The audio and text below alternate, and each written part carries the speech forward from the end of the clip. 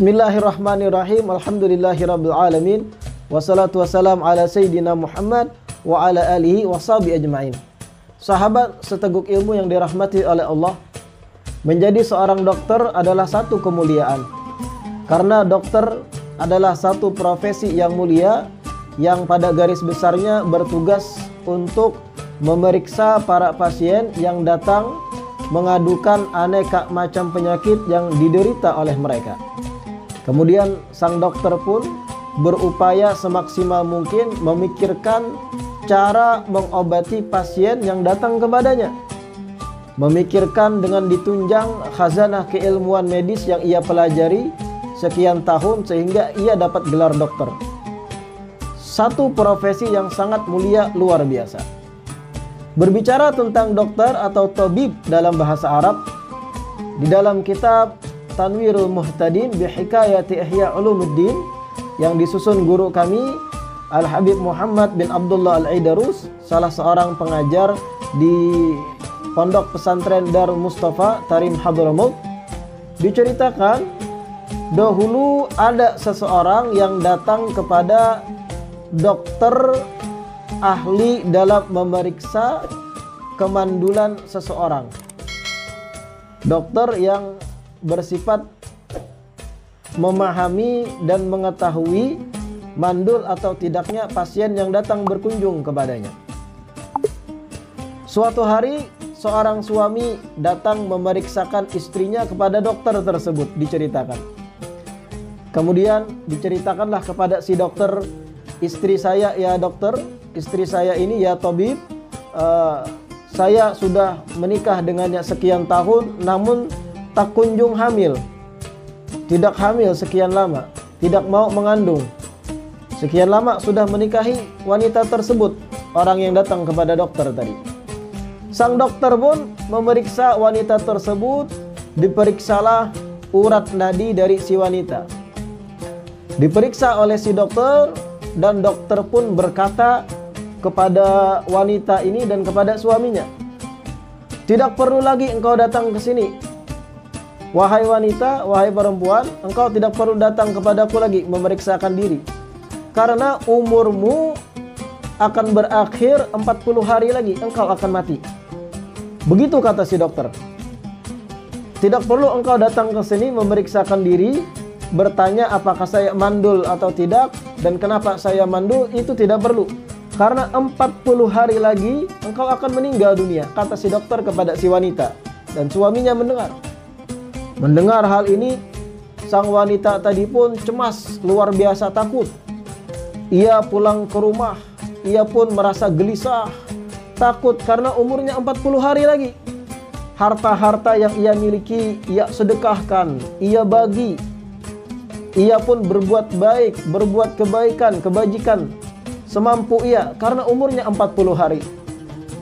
Ia terus berbuat baik sampai berjalan 40 hari, ternyata wanita itu tidak meninggal dunia.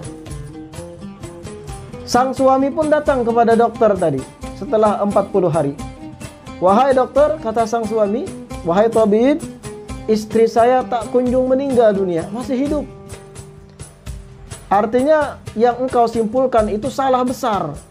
Istri saya masih sehat walafiat. Sang dokter menjawab, sekarang wahai laki-laki, sekarang engkau pulang ke rumah, engkau bersetubuhlah dengannya. Engkau lakukanlah hubungan suami istri dengan istrimu sekarang. Sang suami bingung, loh kenapa? Wahai dokter, apa maksudnya ini? Padahal engkau tadinya vonis istriku meninggal 40 hari lagi, dan setelah 40 hari berlalu istriku masih hidup, dan aku adukan lagi kepadamu, engkau malah suruh aku untuk berhubungan suami istri dengannya. Sang dokter menjawab, ini kecerdasan si dokter tadi, siasat dari dokter. Aku lihat saat engkau bawa istrimu pertama kali ke tempat praktek aku lihat badan dari istrimu itu terlalu gemuk. Gemuk luar biasa. Bahkan rahimnya pun terpengaruhi dengan kegemukannya. Tidak mungkin ia mengandung seorang anak, tidak mungkin ia hamil karena pengaruh gemuknya luar biasa. aku kabarkan ia 40 hari lagi meninggal dunia, itu agar ia langsung merasa cemas, agar ia tidak karuan makan lagi, agar ia tidak merasa nyaman makan dan minum, sehingga dalam 40 hari pikirannya banyak, ia jadi galau, makannya tidak teratur, badannya pasti kurus. Dan aku lihat istrimu nih hobinya makan. Satu-satunya cara agar ia berbadan kurus adalah dengan menakut-nakutinya bahwa ia akan meninggal dunia. Dan sekarang engkau lihat kan, istrimu menjadi kurus sekarang. Gemuk yang berlebih tadi pun hilang lemak-lemaknya. Lemaknya tersebut menghalangi ia untuk hamil, kata si dokter. Sang suami pun langsung terkejut. Ia pulang ke rumah dan ia pun melakukan hubungan dengan istrinya, dan selang beberapa waktu sang istri pun hamil. Sahabat seteguk ilmu yang dirahmati oleh Allah, ini siasat dari seorang dokter saat ingin menyembuhkan pasiennya, saat ingin memberi solusi pada pasiennya. Ia berpikir keras bagaimana caranya agar pasien yang datang kepadanya mengadukan satu penyakit, penyakitnya hilang. Ditunjang dengan keimanan, sang dokter ini memberi solusi dengan siasat yang tidak diketahui oleh si wanita dan suaminya.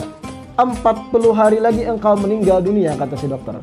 Sehingga wanita tadi pun galau pulang ke rumah, merasa cemas, takut meninggal dunia. Ia bersedekah, berbuat baik, makan tak karu-karuan, tidak teratur pola makan dan minum, dan badannya pun kurus karena pikiran yang masuk ke dalam kepalanya. Pikiran dan beban pikiran akan meninggal dunia. Setelah 40 hari berlalu, badannya kurus, lemak-lemaknya terbakar, sehingga ia pun bisa mengandung setelahnya. Ini siasat positif dari seorang dokter, dan inilah tugas mulia seorang dokter, seseorang yang berkecimpung dalam dunia kesehatan. Jangan sampai sebaliknya, menjadi seorang ahli dalam kesehatan malah bersiasat untuk menarik keuntungan dari pasien yang datang kepadanya dengan menyatakan penyakitnya berlanjut. Ini yang terbalik, dan mudah-mudahan tidak ada di antara kita atau di antara para dokter yang berniat jahat seperti itu, memvonis satu penyakit kepada pasiennya berkepanjangan dengan niat untuk menarik keuntungan di balik penyakit yang sebenarnya tadi masih kita pertanyakan eksistensinya. Mudah-mudahan bermanfaat bagi sahabat seteguk ilmu, dan jangan lupa share, subscribe, komen di channel saya ini agar channel kita ini bisa kita kembangkan.